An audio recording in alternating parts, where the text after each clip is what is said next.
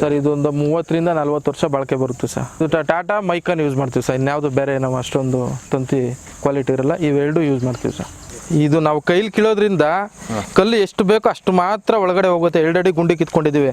ಮಿಷಿನಲ್ಲಾದರೆ ಜಾಸ್ತಿ ಅಗಲ ಬಂದ್ಬಿಡುತ್ತೆ ಸರ್, ಟೈಟ್ ಬರಲ್ಲ ಕಲ್ಲು.